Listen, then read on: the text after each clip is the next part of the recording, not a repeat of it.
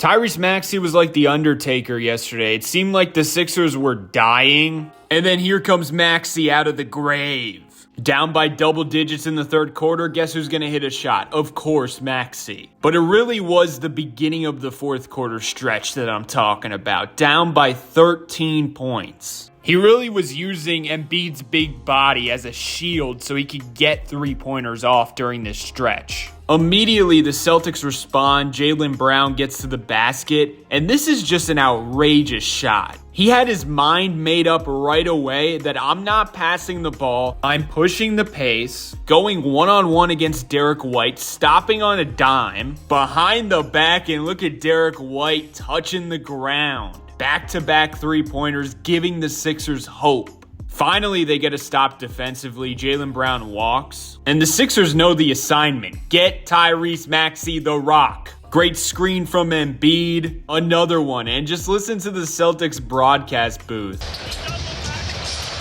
Come on, folks. That's 3 in a row. And now all of a sudden, it's a 6-point game. This next clip just feels like development from him, staying composed. He fakes the three-pointer, passes to Barlow, and now he's in coffin corner. But he just shields off Derek White and gets to his spot and hits the floater. Come on, ref, call the foul. Finally, he gets some respect from the officials. 4-point game, and look, the big guy has to respect that three-pointer off the screen. And that sets up everything. Of course he hits both of them, 2-point game. For the last 4 minutes, they really just started double teaming him off every single ball screen. And look at him, just use his speed to his advantage. And again, I feel like this is development. He's in a really tough spot here. He can't make a cross-court pass. There's too much traffic. Passing to Barlow on the roll probably gets stolen by Jaylen Brown. So instead of trying to do something crazy, he just takes what the defense gives him. He sees the driving lane in front of him, attacked Sam Hauser. And then trust your teammate that hasn't been hitting shots all night. Shout out Oubre for hitting that pressure shot, and that really reminds me of the good Oubre. The first season, the first 20 games of Kelly Oubre, he was constantly hitting clutch shots. But also, shout out Maxey. That's what superstars do. You're not creating for yourself. Oh, you're creating great shot quality for your teammates in the biggest moments of the game while getting double teamed, and pretty much everyone's focused on you.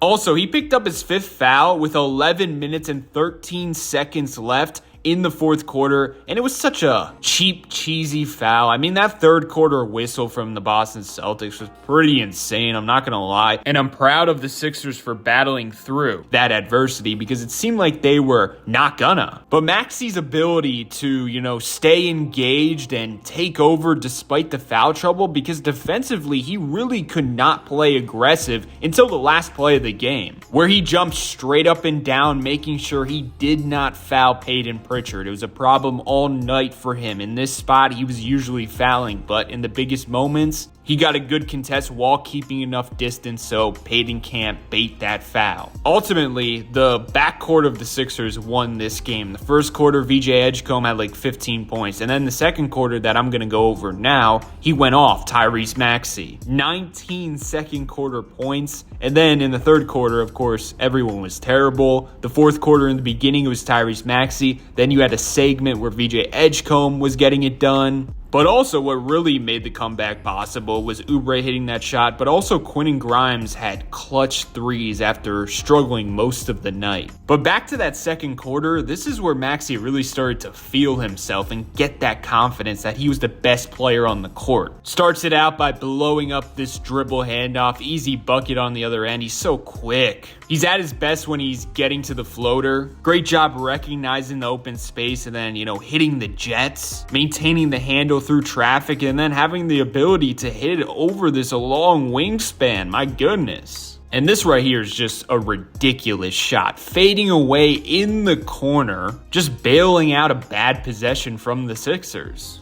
And now VJ gets a steal, and it creates offense for Tyrese Maxey. I mentioned this in my VJ video, but in the second quarter, the Sixers' pace was relentless. They got to stop. It felt like they were shooting in 5 seconds pretty much every time. And now this is just ridiculous. between, in and out, between bursts of speed. And if you're a defender, you're thinking based on his body language, he's driving to the hoop. Snatch back, and look at the defender fighting for his life. Look at the separation created. Nothing but net. Timeout Boston. You also got to appreciate his pace during this game. He wasn't always, going full speed. Here he just, composed, taking his time, gets the defender on his back, and he's right back into the floater. It got overshadowed by VJ Edgecombe's unbelievable debut, but Tyrese Maxey, man, oh man, he was terrific, and it seems like he's going to have a career year once again. And the leadership, the vibes of the team, a lot of that credit goes to the vocal leader, Tyrese Maxey. Let me know your thoughts below.